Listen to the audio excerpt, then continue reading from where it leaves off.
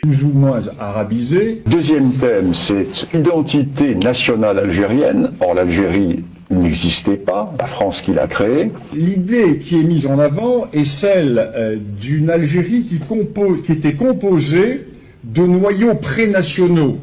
La ville de Tlemcen, la ville de Bougie. Mais non. Tlemcen comme Bougie n'ont jamais constitué des noyaux pré-algériens. Pourquoi Bougie et Tlemcen n'ont-elles pas créé l'Algérie quand Fès et Marrakech créaient l'Empire marocain? À l'ouest et à l'est, il y avait deux entités politiques qui étaient fortes. Et Bougie à l'est et Tlemcen à l'ouest ne vont avoir d'autonomie que quand Tunis ou le Maroc seront faibles. Tlemcen vit et survit en fonction de la politique marocaine qui, elle, s'exerce dans le cadre d'un État. C'est que le Maroc a créé un empire, et le Maroc, à partir de Fès et de Marrakech, va créer tous les empires al-Moravides, l'empire al تسألونني اليوم عن العلاقات بين الجزائر والمغرب.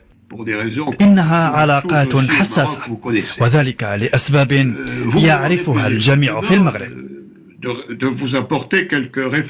لقد طلبتم مني بالضبط أن أحدثكم حول الأسباب الرئيسية لهذا الصراع، وبالنسبة لي فهو صراع قديم جدا وليس بالجديد.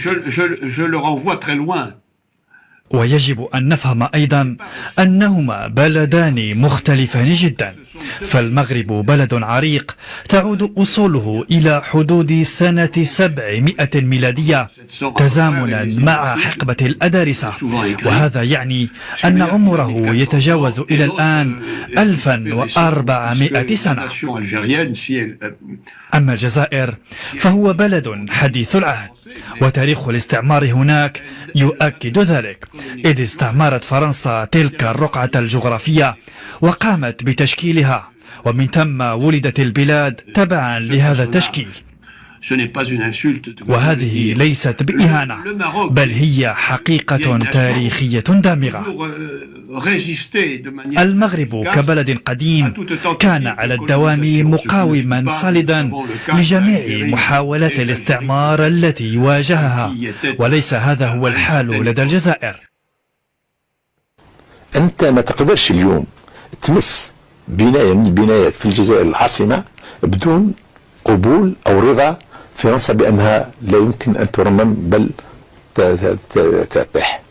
ما تقدرش تغير واجهة الميناء، واجهة الجزائر على الميناء من المستحيل السلاح. ما تقدرش تحطم أي بناية من البنايات، بالعكس حطمنا القصبة، ولكن ما نقدروش نحطموا الواجهة تاع هذا بند من بنود اتفاقية إيفيان. هذا من الملكية، مازالت ملكية نتاعهم، ودوك وراه الجزائر تعوض. ما يقولوناش باللي راهم يعوضوا، ما يقولوناش باللي راهم يعوضوا. وفي المساء نفسه خاطب الجنرال دوغول الفرنسيين. التدابير المتخذة التي ستخول للسكان تقرير مصيرهم بأيديهم، والآفاق التي تفتح أمام الجزائر المستقلة والمتعاونة معنا عن كثب ترضي فرنسا. Comment ce système a tenu 57 ans? Il a tenu 57 ans parce qu'il est basé fondamentalement sur le mensonge. Depuis la première déclaration de Ben Bella, qui était censé être président de la République à l'époque, depuis le début, on a fonctionné, on a alimenté les cerveaux des Algériens avec le mensonge. On a commencé par le premier grand mensonge, c'est le nombre des martyrs. On a annoncé à la terre entière qu'il y a, pendant la guerre de libération, 1 500 000 de shahids, de martyrs, etc. Ce qui est absolument ahurissant, surréaliste. Il n'y a pas 1 500 000, il y a à peine aujourd'hui 400 000. Tous les statisticiens, les historiens, les géographes, tout ce que vous voulez, nous amène au grand maximum 500 000. Mais disons pour être dans le vrai, 400 000, c'est déjà énorme.